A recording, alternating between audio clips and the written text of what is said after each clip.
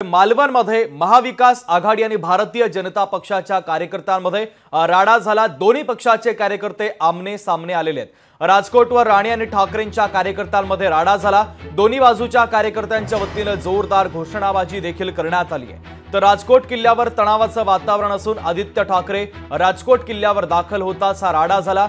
दोन्ही बाजूच्या कार्यकर्त्यांच्या वतीने जोरदार घोषणाबाजी देखील करण्यात आलेली आहे। आताची सगळ्यात महत्त्वाची आणि मोठी ब्रेकिंग न्यूज आपण पाहतोय। मालवणमध्ये महाविकास आघाडीचे कार्यकर्ते आणि भारतीय जनता पक्षाचे कार्यकर्ते आमने सामने आले। राजकोटवर राणे आणि ठाकरेंच्या कार्यकर्त्यांमध्ये हा राडा झालेला आहे। दोन्ही बाजूच्या कार्यकर्त्यांच्या वतीने येथे जोरदार घोषणाबाजी देखील करण्यात आली। या घोषणाबाजीची दृश्य देखील आपण पाहतोय। राजकोट किल्ल्यावर सध्या तणावाचं वातावरण।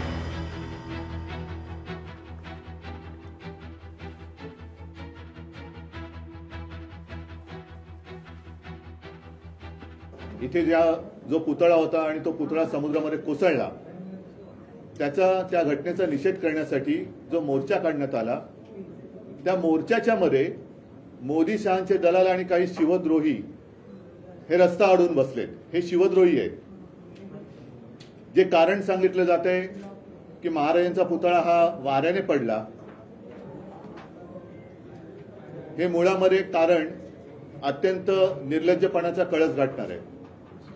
आमचे राज्यपाल महामहिम राज्यपाल कोश्यारी हे समुद्रकिनारी राजभवनावरती राहत होते।